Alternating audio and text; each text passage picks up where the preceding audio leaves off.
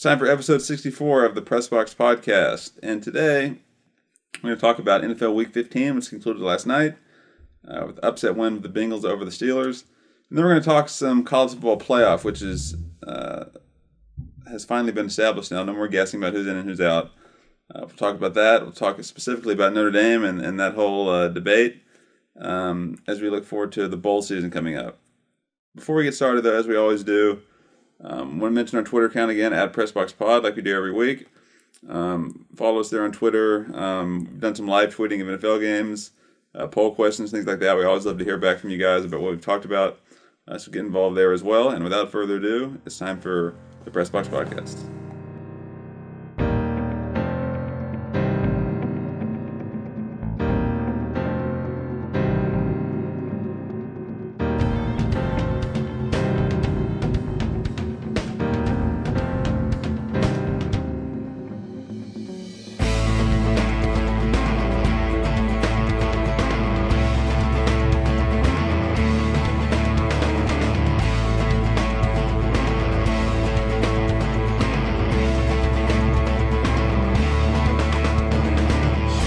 Okay, welcome back to the Press Box Podcast. I'm your co-host, Ralph Miranda. I'll be joined by my other co-host, Joseph Miranda, and our producer, Nathan Miranda, shortly. This is episode 64 of the Press Box Podcast as we wind down towards the end of the NFL season, the end of college football, and get ready for the turn of a new year, hopefully a much better year than 2020, and the start of basketball and baseball. And of course, golf again. So we just roll from one year to the next when it comes to sports. So Joseph, week 15 of the NFL just concluded. 2 weeks left. The playoffs still kind of cloudy, but we have a few teams that have already locked in their spots. Yeah. So, you mentioned it. It's cloudy still, but as with every week, a little bit less cloudy. And again, we've talked about this many times, but I really don't like that 7-team getting in. They flash up the graphics, and in the old days, you'd have your classic division winners 2 in, then in the hunt. You got that 7-team, and it still just waters it down, in my opinion. And nobody's going to convince me otherwise. Well, I agree with you, but it's here to stay. I guess it is. I guess we have to. Just the season, though. Right? No, it's here to stay. Yeah. They were going. What you're thinking of, they were planning on starting it next season, but then when the coronavirus thing hit, they just moved it right up. Yeah. So getting into some of the games here, and we'll obviously talk about the playoff picture as we go through some of these. Let's see here. Let's look at the standings first before we get into some games here. And quick glance at the standings. Let's look at the NFC first. The Seahawks have clinched a wild card. The Saints have clinched a wild card. They have not yet clinched the division because they've lost 2 straight games. Right. The Buccaneers have won 2 straight.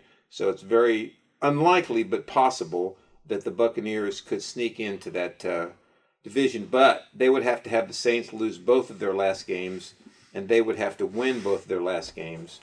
And if you look at the schedule, the Saints play the Vikings at home on Christmas Day, which more than likely is going to be a win for the Saints. But hey, you never know what you're going to get with the Vikings, so it's always a possibility that they could lose that game. But then the Saints close out at the Panthers, and I find it hard to believe that they're going to lose that game. So that should lock up the division for the Saints because remember they hold the tiebreaker since they beat the Buccaneers twice.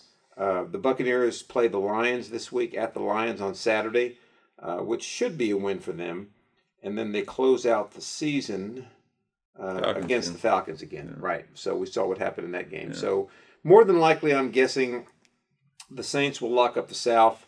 The Buccaneers probably will win a wild card spot. The Packers have locked up the division.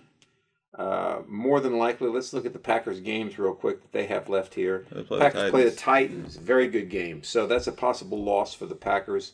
And then they close out the season against the Bears, which probably is going to be a win. So I see the Packers probably ending up 12-4 maybe. And that should be good enough for them to get the number 1 seed because the Saints would have to win both their games, which is probably going to happen, but you just never know. So anyway, those are the only teams that have clinched. Obviously, the NFC East, whoever comes out of that muck of the NFC East will be the 4th seed, but that'll be it. The Rams, interesting. You know, the Rams really hurt themselves by losing that game to the Jets Sunday, didn't they? Yeah, and you heard it here in the Fresh Box podcast 2 episodes ago. We were going through whether the Jets would win a game or not. Nathan and I said they would. You said they wouldn't. Right. I believe I was the first to mention that the Rams could be a little weird, right, like times, like not show up, and they definitely didn't on Sunday. And it's classic Jets. They let them right back in at the end, and I think they were up 20-3 at one point, right? They were. You're right. And you thought the Rams might win, but the Jets held on, and the Rams, as bad as they looked, and as bad as weird as Goff played and looked, you know, the Seahawks have some of that in them too. Like they go to Washington and right. really can't pull away from a Dwayne Haskins-led team who, you know, he's the worst quarterback in the NFL. I'm just going to say it. Like, he's bad. He's terrible. He's very bad, yeah.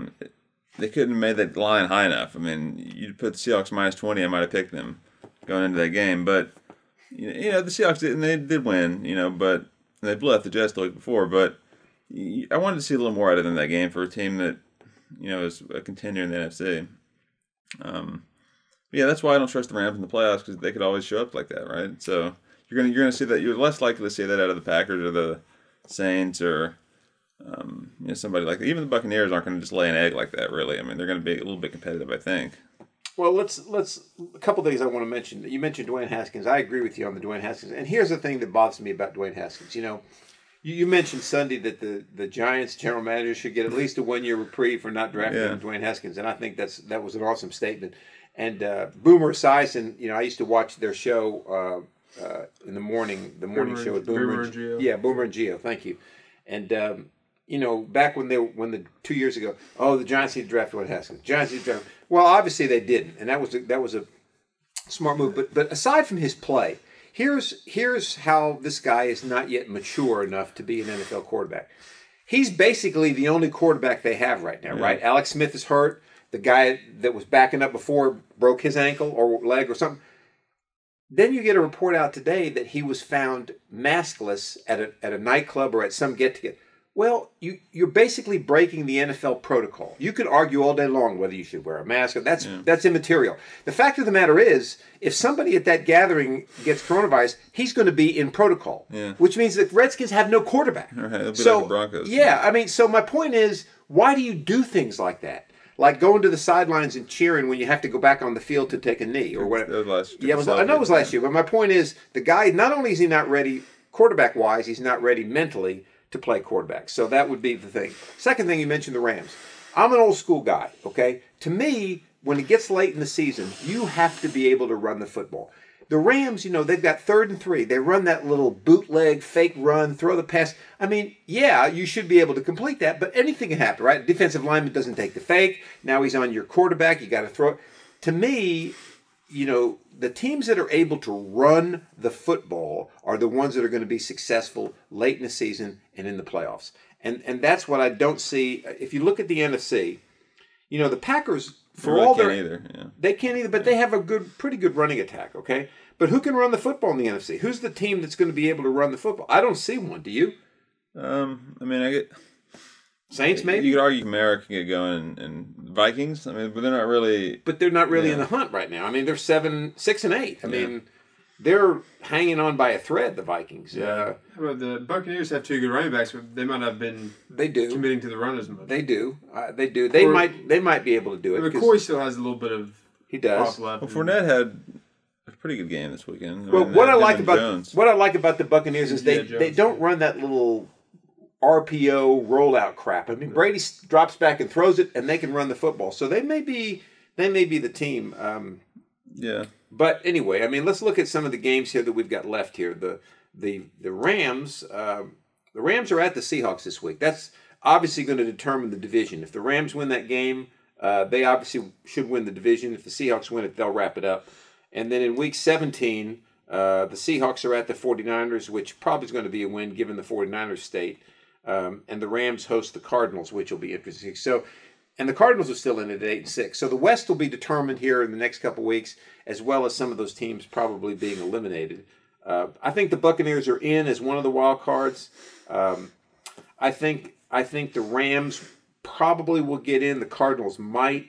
The third team is really up in the air, isn't it? I mean, I guess, but I think it's the Cardinals to lose. Do you? Okay. You've got, what are they, 8-6, right? 8-6, right. And the Bears are 7-7. Right. Of course. They have to play them. Well, they play Jacksonville this week, right? Yeah. So it's probably a win. But then the Packers. Yeah, so I think they go 8-8. Well, it depends on what the Packers have to play for. Right. But I think they go 8-8. And I think the Cardinals win one of their last two games. I mean, who did the Cardinals play this week? 49ers, right? Yeah. And then you just said the Rams, right? Right. Cardinals play the Rams in week 17. Yeah. And they play the 49ers. Yeah. You know, I'm going to make a crazy statement here, but I think this last wild card is really the Bears to lose. I mean, we think about it. They play Jacksonville this week, right? That should be a win.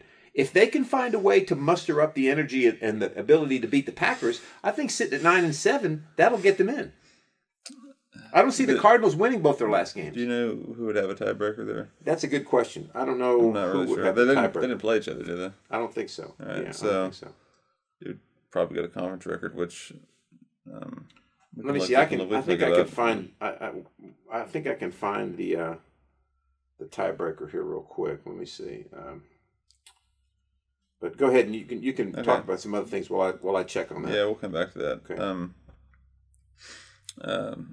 Looking over at, let's see here, the AFC. You talked about running the football, and that's why. And I mentioned this Sunday. The Titans are a very good team. Like they're legitimate Super Bowl contenders as far as, when I say that right now, I just mean getting to the Super Bowl. I think they can do it. Because they have Derrick Henry, who had another almost basically 150 yards. And then every once in a while you get like a nice pass from Tannehill to A.J. Brown. And as long as you're not relying on him to go out and win you the game and throw it 50 times. Right. The Titans can beat anybody. I think they can beat the Chiefs. They can obviously beat the Steelers. Like, apparently anybody can beat the Steelers now. Right. And then they can definitely beat the Colts too. It's clearly so. You know, I like their chances. Let's put it that way. Yeah, I do too. I think we talked about that a lot. The Titans are the kind of team that they could end up really going deep in the playoffs. I mean, Tannehill's playing much better. Of course, having that running game and that play action helps him tremendously because he doesn't always have the defensive pressure on him when he drops back to pass, because they have to honor the run with Derrick Henry. So yeah, I mean, I think the Titans could be a team that could go to the AFC Championship game. I don't see them beating the Chiefs, but they could go to the AFC Championship game. They're a good football team. I really believe that. Yeah. Let's give the Derrick Henry update on 2,000 yards. You said he had to average 150 yards last 3 games, right? So right. He basically did that this past How many does season. he have now? Do we know? Let's see. I mean, I want to say that puts him. He's about 300 shy. He's got 1,679. So he needs 321 yards, right? 160 in per 2 game. games. 160 a game. Yeah. But my point is, he got 147 this past. I think he needed 156 going into this game. Yeah, he got 147 this past Sunday. But they gave. It depends on also how committed are they to trying to get him to 2,000 yards. He had 24 carries, but they gave this Darrington Evans 8 carries. He got 30 yards. Well, they gave it to that guy on the goal line too, and I remember thinking, what are they doing with him in there? And you give those 8 carries to Henry, and he definitely gets over the 157 mark. He gets 10 yards and 8 carries. Yeah, that's true. But then that puts him at 32 carries for the game. So I don't know how much they want to wear him down going into the playoffs. Yeah. Obviously, their goal is to make sure he's in the prime condition for the playoffs, not 2,000 yards. But yeah, I still think he's going to do it. You think he will? I don't think he will. I'd put his chances at like 35%, so less than 50%. Like it's. Well, I would put him at like 80%. Really? Yeah. 80%. Yeah. Well, if he comes out this Sunday and has like a 230, 40-yard game, he's got it. I mean, that's really what he needs. That'd be big against the Packers Sunday night. Not only would it help him, it would help the Titans a lot. I guess I see him. I see him having. Yeah, I don't know. It's tough, but maybe have it 70%. How about that? That's your choice. You're not going to get me to agree on 70%, but that would make the Titans also the first team ever with 2 2,000-yard rushers. With Chris Johnson being the other guy in 2009, I believe. 8 or 9. One of those 2 years. 9. Yeah, 9. So you got the Titans at 10-4. Chiefs win again against the Saints. We established last episode that they're the team to beat in the AFC. But then you got the Steelers losing again and essentially letting the Browns right back into this divisional race here. So the Browns are 10-4, Steelers 11-3. Do they play each other again? Who? The Browns and Steelers? Yes, they do. Week 17, I believe. Okay. So that game could be for the division depending on how this next week goes. I think the Browns play Jets, is that right? The Browns play the Jets, yes. They're at the Jets, okay. Steelers they host the Colts. Right. That's going to be tough. Yeah. Steelers could lose out. I mean, when you think about it, the way they're playing right now, the Colts can definitely beat them, and the Browns can beat them. I mean, the Steelers are such an enigma right now. I mean, how do you come out against the Bengals and just lay such an egg? I mean, against a team that has no quarterback. I mean, I don't get it. Do you? No, but I mean, you saw signs of this type of play happening. Like the Wednesday game to beat the Raiders, they looked terrible. The Ravens, but they won. Right. Even going back to week 1 against the Giants, they were very unimpressive. They were. And they just kind of beat the Giants because they were better than them. That's at right. that point anyway. So they really haven't had one of those. Except for the Titans game, didn't they handle the Titans pretty well? They did. Other than that, you never really saw them like, well, they're dominant. They're really good. Right. They always felt like they just kind of squeaked by and won. They always feel like they were not as good as their record throughout the year. Yeah. You know what I mean? So yeah, I think you're starting to see some of that catch up to them. But And how much of the was it Tuesday or Wednesday game against the Ravens now was just a weakness of their team? It looked like maybe it's because of that whole, what they had corona, or they had to move the game to Monday then Tuesday or then Wednesday or whatever. It looked like it was just such a weird week that maybe they just came out and were looking kind of flat. But maybe they just maybe they're just not very good. That game, they lose that game if Lamar Jackson plays. Yeah, that was exactly, the game where RG3 had a star, then he got hurt, and then it was just a mess. That too. Right.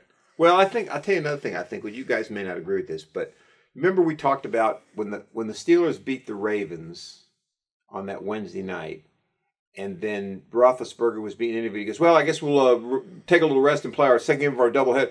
I think the Steelers were upset about how many games they had to play. And I think they lost focus. Instead of worrying about securing what you need to secure, they were all worried about, we got to play this, we got to play. Just go out and play football. So you think obviously the Ravens game you chalk up to they lost focus, and then the next week they obviously could have lost focus. That was just that was the short turnaround. So then they're still not focused against the Bengals. I think there's something structurally wrong with them though too. I mean, Roethlisberger's not playing well. Okay. They can't run the football. Yeah, they have no running. They can't throw it deep all of a sudden. I mean, Claypool was their only guy. He's now averaging 3 catches a game. I mean, they can't get the ball deep to him. That was weird. Yeah, he just kind of disappeared. Yeah, I mean, because they throw these little dink and dunk.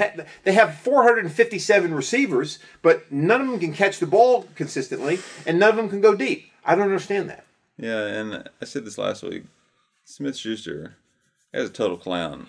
They made him out to be a star, and that's fine when you have Antonio Brown taking all the attention away. Right. And he can kind of slide under there and get catches, but he's supposedly their go-to guy now, and the guy doesn't show up ever. So I mean, that's another problem. And defensively they've had some injuries. They lost that. Yeah, I know who you're talking about. What's the guy drafted from Michigan? Yeah. Bush. Devin Bush, yeah. And they lost somebody else. Spillane guy. Yeah, Spillane, so, right. Right. Yeah, they've had injuries, but every team's had injuries. I mean, unless the Steelers flip a switch and become a different team, I don't see them beating anybody in the playoffs. Yeah, it doesn't seem like you can chalk these last 3 wins up to losing Devin Bush. No. You can't.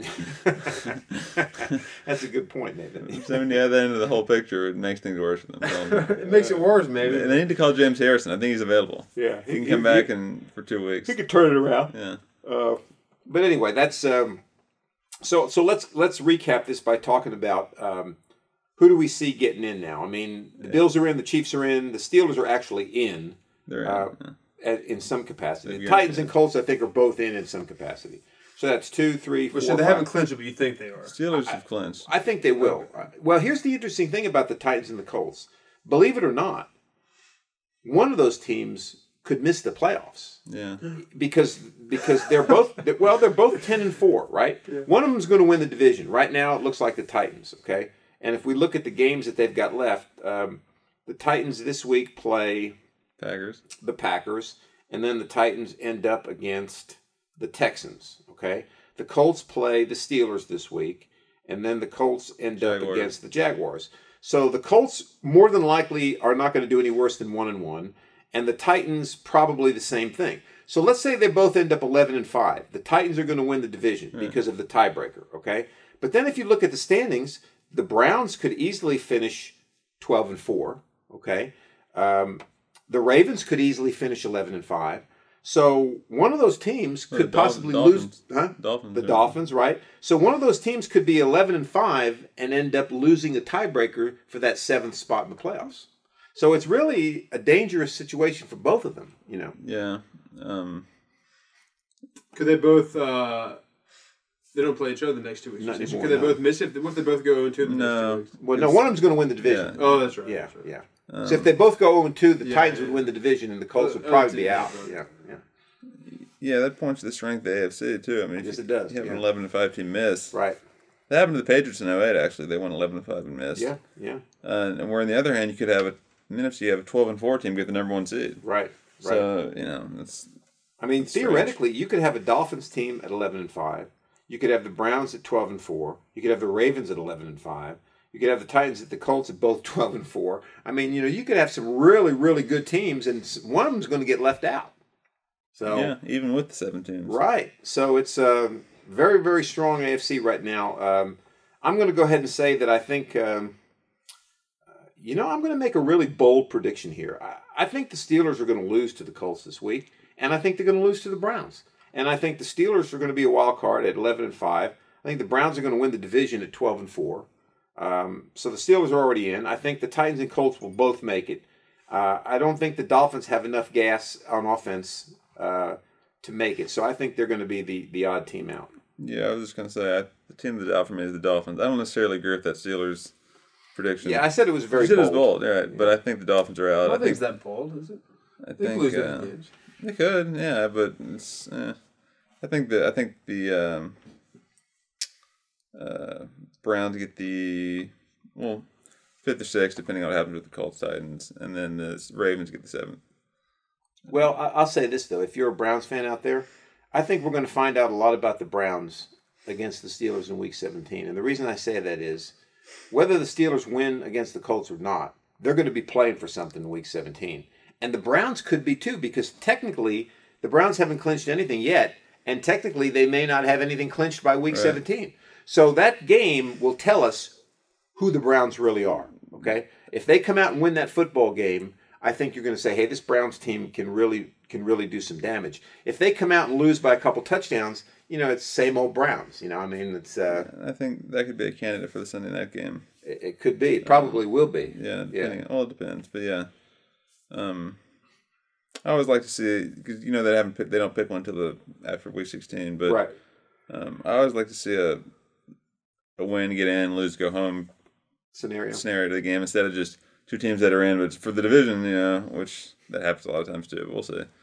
Well, you never know. They'd always choose the former if they had it. If they have it, right? Yeah, they should. I mean, I can't remember what they've always done, but sometimes they don't. It seems like. Well, I mean, here's the two games that you could have. I mean, Washington plays the Panthers this week. Probably should beat them, but let's say they lose to the Panthers, okay? And let's say they lose to the Eagles next week. So that puts the Redskins, the Washington football team at 6-10.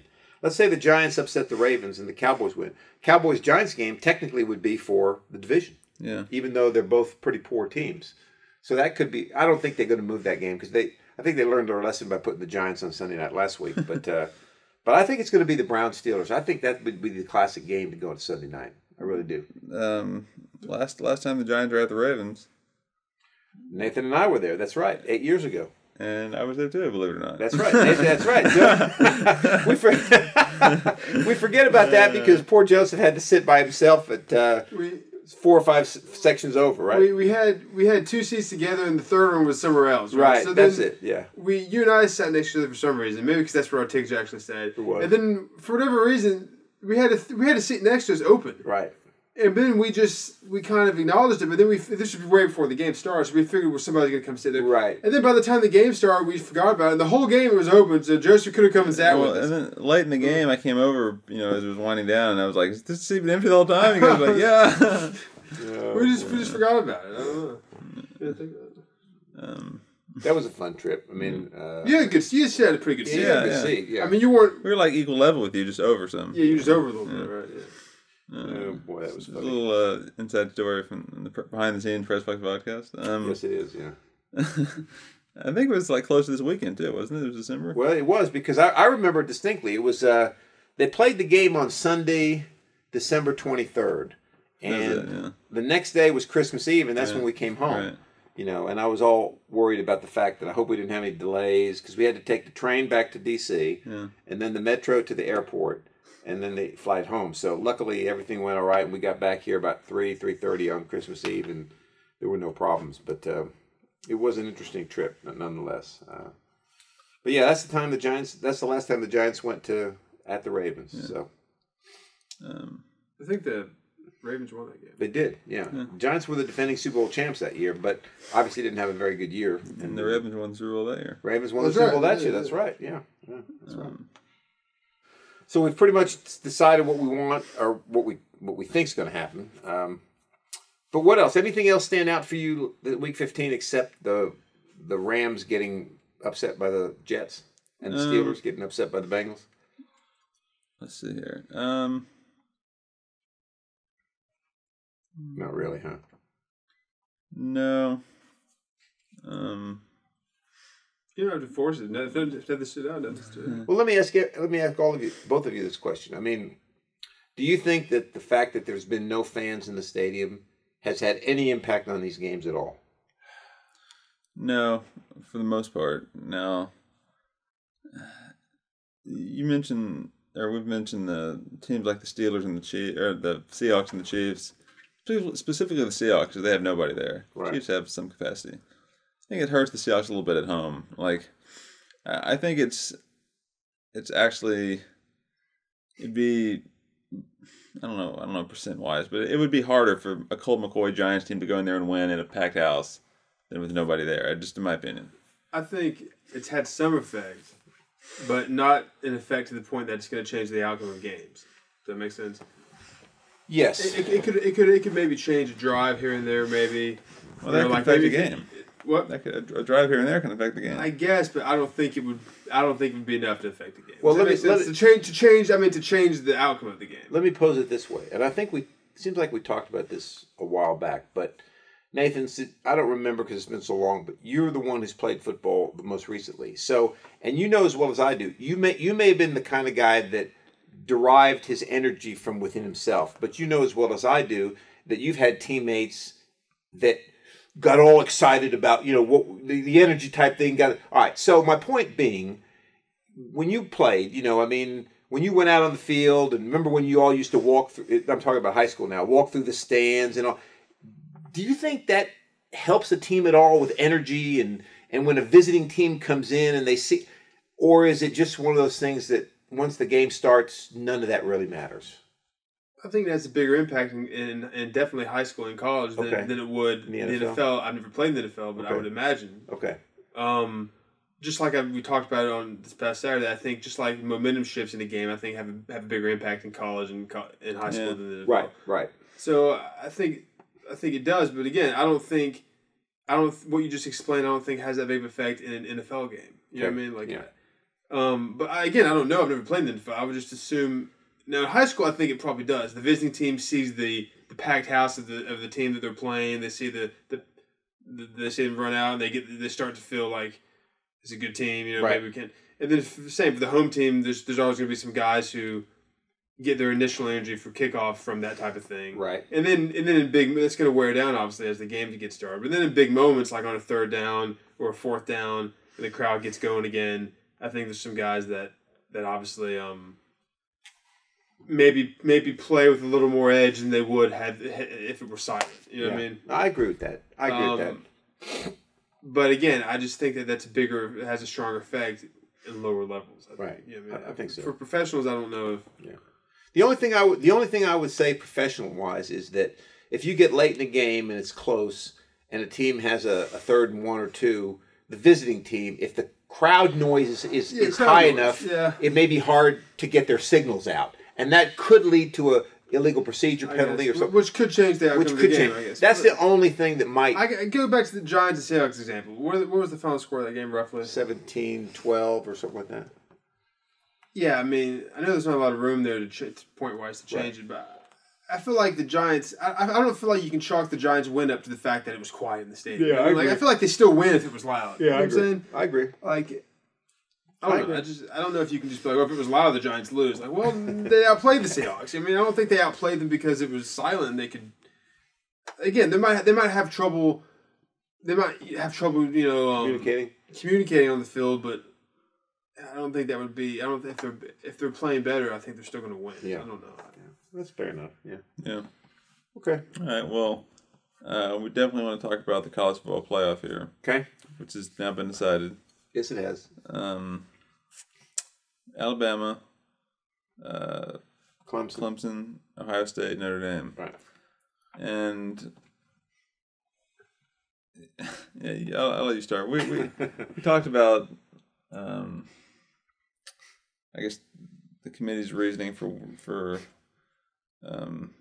why they did what they did. I have a theory. That somebody from the committee told Brian Kelly before the Notre Dame Clemson game, "You guys are in, so don't worry about it." And then he didn't tell his players, but amongst the coaching staff, he told the coaching staff, and today we're going to have like a vanilla game plan here. We're not going to show too much. We're just going to play. If we lose, fine, because we're in. So, all right. My opinion. That's an interesting theory.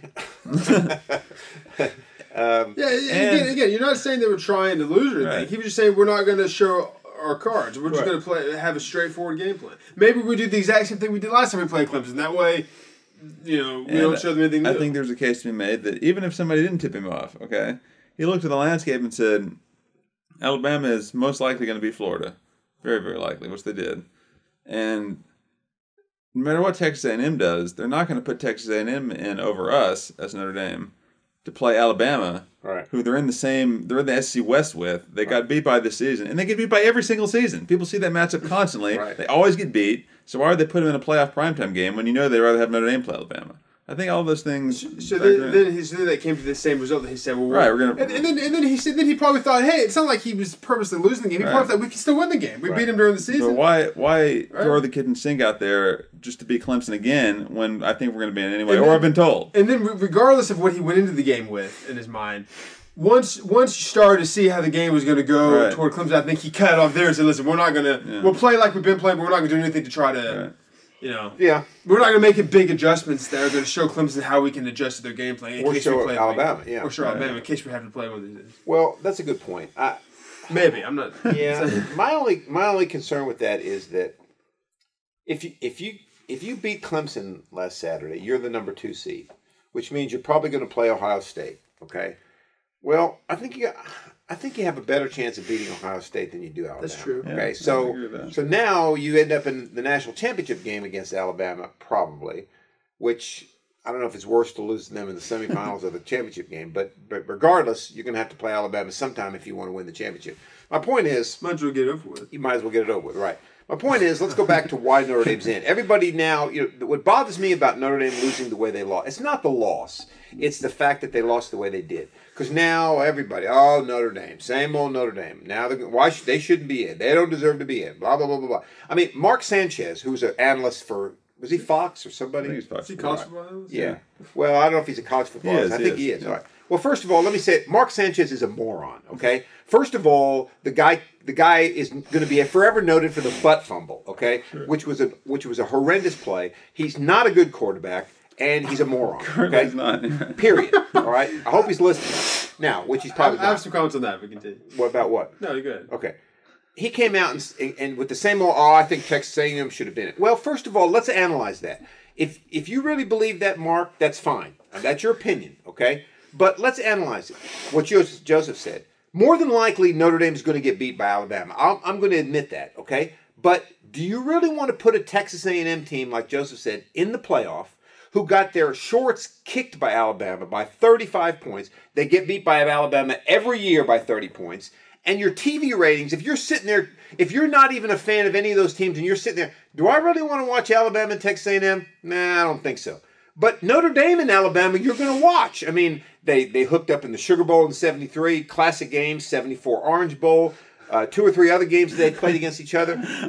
What's so funny? I don't see what's so funny. I don't think many of the viewers are going to have those 2 games in mind when they. No, but they're going to be reminded of it by the media. Okay? All right. That's my point. All right. So, from a rating standpoint, it's a boon to these networks, and there's a better chance for Notre Dame to make that game competitive, given their body of work, than it is for Texas A&M. Well, I agree with that, just based on the fact that you look at the matchup, and people have seen the Alabama and Texas A&M over and over, right? And they know how it's going to end. Yeah. But I will say this: if you're obviously you're close to Notre Dame, and we all like Notre Dame, but if you're just a fan out there who is a college football fan, you probably have your own team, but you really don't care one way or another about Notre Dame. Can you see why, over the past 10 years, looking at this, you're like, why does Notre Dame deserve again? They always just come up short. They're just going to fall flat in their face. Yeah, I can see They've set a track record of doing that. I can understand that. And that's why I said to start with that that's what bothers me so much about the way they lost that game, was that you're right. I can see that. Why do you keep putting Notre Dame there?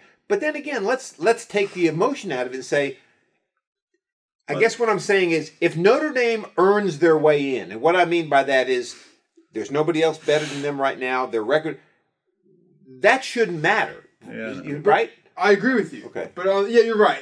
Their history should matter. If they're undefeated or they have 1 loss, and compared to the other teams, their record deserves them. But that goes the same the other way, though. I agree with everything you said about Texas A&M. But all that, the fact they played them every year, the fact they got beat by them this year, all that shouldn't matter if you look at the team this year and you think they should be in. Right. Forget about the fact they play them every year. Right. Well, if that's what you really think, I don't think you should let the other stuff. I'm saying that Notre Dame earned their way in. I mean, what were they? 11, 10-1. 10-1. All right.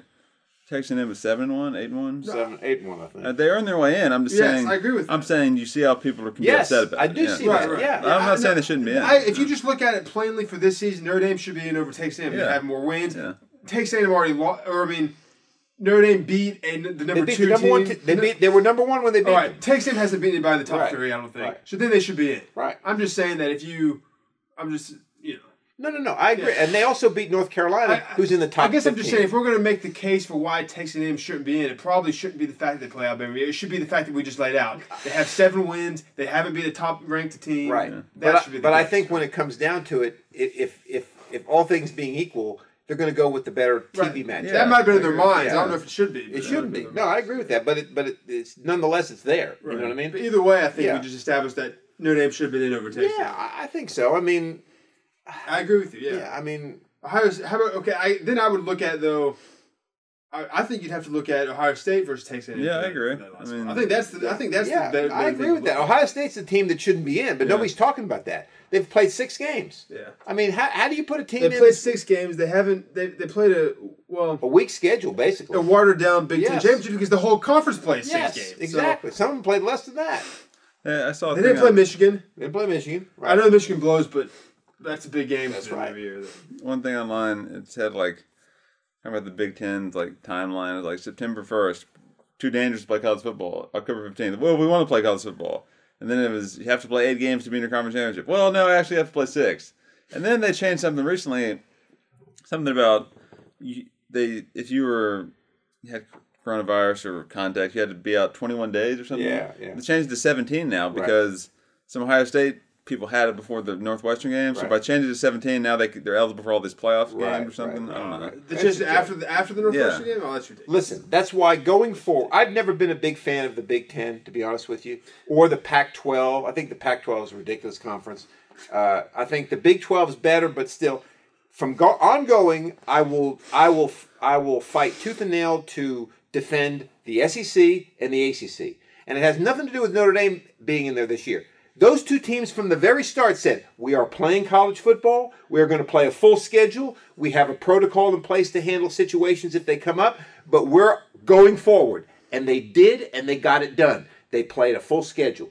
These other teams can't say that. When obviously we all agree, if Ohio State would have lost a couple games early, they would have never changed the rules about the conference. They would have never changed the 21-day rule. That's why at the start of the season, the NCAA, or I don't know if they could do this, but they should have said, "Listen, what's your plan?" Right. And when the Big Ten says, "Well, 21 days, we're not going to have a conference championship unless we play 8 games," okay, that's it then. Right. And then they can't change it. They say, "Well, Ohio State never won a conference championship." They should have decided at the start of the season if the Big Ten's going to be eligible or not. I guess maybe they did. They decided they're going to be eligible. Maybe so. Regardless of this. I don't know. I think it's all politics with Ohio State. Yeah. I'm just saying that. And then look, if you just look at the two teams, I'm not convinced that Texas A&M is actually a better team than Ohio State. But just the fact you played 6 games, you should be in the playoffs. Yeah. Forget how you feel about the Big Ten. Right. Just looking at it on paper, you're 6-0. Yeah. Like, great, but you have half your schedule left. Right. You know what I mean? So it's ridiculous. Right. You know. And I don't. I see what you said about how I can understand how people would look at Notre Dame and say, well, that they don't. Go ahead. Go ahead. No, but my point is, like I said this last year. Look at Oklahoma. They've been in the playoffs at least 3 times, all right, over the last 6 years. They've gotten blown out every time. I mean, so why don't people say that about Oklahoma? I don't hear them saying, "Oh, here we go. Do we really want to put Oklahoma in there?" That's true. What's the difference? There's no difference. Well, because they don't like Notre Dame because they're not in a conference. Well, most people Notre Dame's like the Yankees or the Patriots. You either love them or you hate them. Most people don't feel any certain way about Oklahoma. Right. Oh, they're good again this year? Cool. But if you don't like Notre Dame, you hate Notre Dame. Right. You know what I mean? I agree with that. Nobody's lukewarm about Notre Dame. Yeah, no one's exactly. A lot of people look warm about Oklahoma. Yes. True. What was I going to say? Oh yeah, this whole 6-0 thing again. If it's all about your record every year in your schedule and strength of schedule and stuff, and all the exterior stuff doesn't matter, at least that's what they probably tout, right? Well, then it shouldn't matter that this was a COVID-shortened season that they were 6-0. Next year, if Notre Dame is 6-0, quit. Right. Say you're not going to play the rest of your games, and then you expect to be in the championship or the conference playoff as an undefeated team. Yeah. Or if you're Texas A&M next year and you're 6-0, just quit the rest of your season. We expect to be in. We're undefeated. Right. No, I agree with that. And then people are going to say, yeah, but that was because they had a COVID-shortened. No, it shouldn't matter. Just look at it on paper. 6-0 Notre Dame team, 6-0 Ohio State team. What's the difference? Right. Yeah. Right. Well, I guess you could say Ohio State won the conference championship because you're not going to have, Right. But I'm just saying. Yeah, it's kind of ridiculous, and I was in favor. I tell you, I was in favor of. Of course, they couldn't do this because the schedule was so condensed this year. But really, when you looked at this year, who else was even in consideration besides Texas A&M? No, I mean at the end of it, yeah. Florida got beat. Really. Nobody, right? Let Notre Dame play Texas A&M, and the winner's in. I mean, that would have been the best way to do it. You have to, but then you'd have a situation where you have whoever wins that game has had a shorter turnaround to prepare for the next game. I understand that. I do understand that. But I'm saying that would have been a perfect. I bet you both teams would have been willing to do it. Yeah. Well. Not Notre Dame because they're in it. Yeah, probably Notre Dame. Right? We would have been in anyways. We don't want to play Notre Dame. But or maybe how about this? What they should have done is Notre Dame had to play Clemson guy in the ACC. Well, they had to, yeah. Yeah, they kind of had. I mean, But see, that's the thing is Notre Dame went to the ACC championship game. Yeah, they got beat. Yeah, they got beat pretty bad. But my point is they were there, right? I mean, well. Wait, what is your point? My point is, it was there. Texas A&M was at the SEC championship game. No, they didn't get there. They didn't get there. Sorry, that's right. Right. My point is, everybody now wants to say, well, that's the reason why Notre Dame doesn't want to join a conference is because they don't want to have to go through a championship game. That's BS. Okay, I mean, well, they just joined a conference even they made the playoff. Right. But my point, they're saying that this loss shows you why Notre Dame never wants to be in a conference. They want to avoid a conference championship game. That's ridiculous. Okay. That's ridiculous. You can't have it both ways. You can't say, oh, Notre Dame wants to avoid it, but then here they are 12-0 2 years ago, and they haven't played a conference championship game. BS. I will say, though, Notre Dame brings a lot of this on themselves, as we've talked about. They do. You're right. So I also think they bring it on themselves. I saw you watch the video, I think, before the conference championship. It was like a hype video that Notre Dame put out. Yeah, I agree. And the players were like, you don't want us to be in the championship? Now we're coming. Yeah. Notre Dame, I think, needs to tone it down. They do. Until they win a national championship, or until they show up big in a big game. Tone it down. You're bringing this on yourself. I agree with you 100%. Don't make any hype video. That hype video, I'm hoping it was meant just for Notre Dame fans, but obviously other people are going to see it too. Well, did you put your alumni number to access it, or like? What I'm saying is, what happened to the world? Other people saw it. What I'm saying is, would you click on it if you didn't care about Notre Dame? I don't know. If you hate it, you might click. I guess you might. That's true. No, I agree. Listen, I agree with you 100%. I agree with you 100%. Is that unless you can start proving that you can at least be competitive in these games, win, loss, we don't worry about that. Be competitive. Shut up, unless you can start proving that. Right, exactly. For example, let's take this game they're going to play against Alabama. Yeah, they're going to get beat. I don't see any way they can beat Alabama. I really don't. The only way it could happen possibly is Notre Dame has to play a perfect game. And what I mean by that is convert third downs, no turnovers, no missed field goals, perfect game. And even then, I think they still get beat. Okay? Well, even then, unless Alabama plays poorly. Turns it over. They're going to have to play poorly, Alabama. Right. You're going to have a perfect game and a below-average game for Alabama. Correct. Not even a terrible game, a below-average. Correct. But my point in saying all this is that I just hope that Notre Dame can at least keep it competitive. And what I mean by that is they may never get closer than 2 touchdowns, but it's always competitive. Oh, yeah. I think the best... of course... You know what I mean? Yeah, of course they think they can win. Sure they do. And maybe they could, but, 9 out of 10 they're going to lose.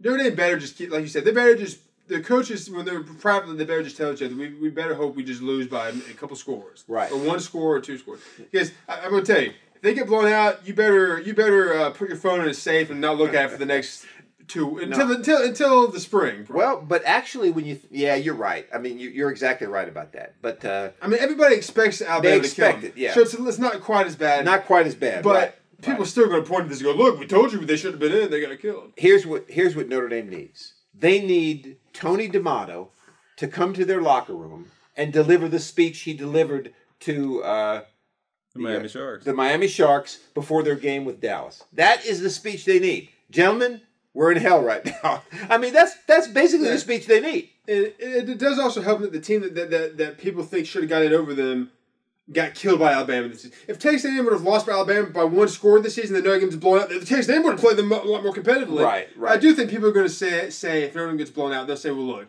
Texas A&M got blown out this season. They're probably going to get blown out again. Right. There's no better option. Right. But still, I think you better not look at your phone. Listen, I agree with that. But let's real quick, not a long discussion, but let's Coastal Carolina and Cincinnati. Do they have a beef in this thing? No. Okay. They do, but they shouldn't. They shouldn't. Okay. Well, what are they? I think neither of them should have a beef. Well, Cincinnati should definitely not have a beef. They got in a New Year's Six Bowl. Right. That's about as good as you can ask for. Well, they were undefeated, though, right? So they might say that they were undefeated. Ohio State was undefeated. Well, they were undefeated. Only the team was Alabama. Here's my only beef. But they should because they're Cincinnati, right? And they know that. Right. Coastal Carolina. They play in the... They really can't. They could probably say, "Hey, we wanted a New Year's Six Bowl," but they really can't. They have nothing to say either, really. Well, I think they could say they wanted a New Year's Six Bowl. Yeah, I think they deserve the New Year's Six Bowl. I do. I think if you're an undefeated FBS team, yes, you deserve to at least be in New Year's. They should have gotten the New Year's Six bid over Cincinnati. I think. Okay, but over Cincinnati. Well.